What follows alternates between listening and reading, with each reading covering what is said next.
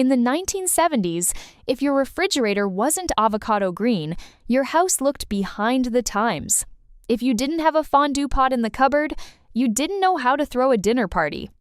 And if dinner didn't end with a wobbly gelatin mold with vegetables inside it, frankly, it wasn't a real dinner. All of this felt modern, elegant, even sophisticated.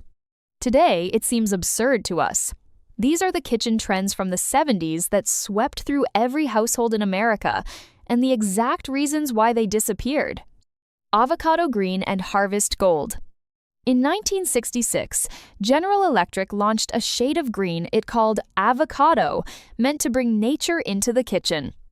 It worked so well that within a few years, that same color covered refrigerators, stoves, washing machines, mixers, and even wall phones. Shortly after came its companion, Harvest Gold, a warm yellow that paired with dark woods and gave the kitchen a cozy feel. For more than a decade, buying appliances in any other color was almost not an option. That's how dominant the trend was.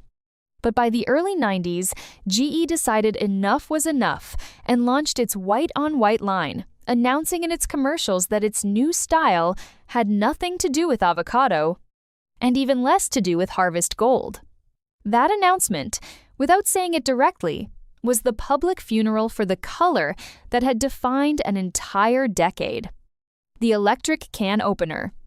In 1970, General Electric introduced an electric can opener with a built-in knife sharpener, of course, in avocado green or Harvest Gold, and it almost instantly became a symbol of domestic status.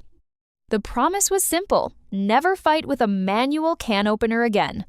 The problem was that many models were noisy, took up a fixed spot on the counter, and did exactly what a handheld can opener did in a third of the time people believed they were saving. Even so, for years it was one of the most popular wedding gifts in the country. Its decline came slowly, not from a dramatic failure, but simply because it stopped being necessary once cans changed design, and people went back to keeping things simple. The electric juicer.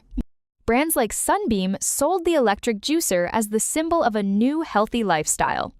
You'd take half a lemon or half an orange, press it against a textured cone, and the motor did the rest while the juice dropped into a small container. In 1974, drinking freshly squeezed juice at home felt almost like a lifestyle statement, not just a breakfast drink. The appliance was also loud enough to wake up the whole house, and required hand-washing the cone, the strainer, and the container every morning. When boxed juice became cheaper and more convenient in the 80s, the morning ritual of the electric juicer began to disappear from the counter. Fondue parties. Fondue wasn't born in the 70s, but it was in this decade that it conquered America thanks to a very calculated advertising campaign by the Swiss Cheese Union, which was looking to sell more cheese worldwide by showing stylish young people in ski sweaters, sharing a social dish around a single pot. The strategy worked spectacularly. By the middle of the decade, there were dozens of different fondue pot brands, some fueled by gel fuel, and they became one of the most common wedding gifts in the country. The problem came with actual use. Making good cheese fondue was more complicated than it looked in the commercial. It turned into a sticky mess far too often, and the combination of alcohol, open flame, and casual dinner parties didn't always end well.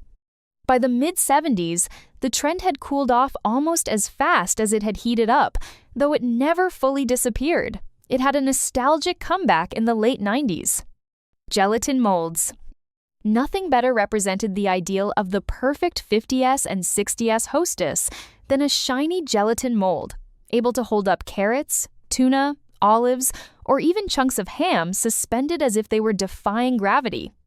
Before refrigerators were common and affordable, having one at home was already a status symbol, and mastering molded gelatin was almost a social skill.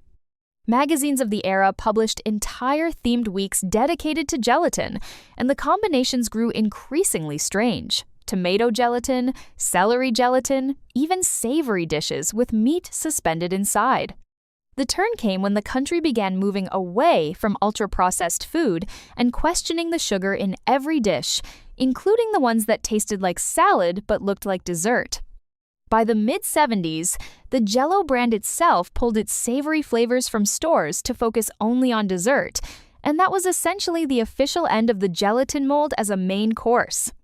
If this brought back memories of your old kitchen, subscribe for more nostalgic trips like this one. And let me know in the comments, what color was the refrigerator in your house?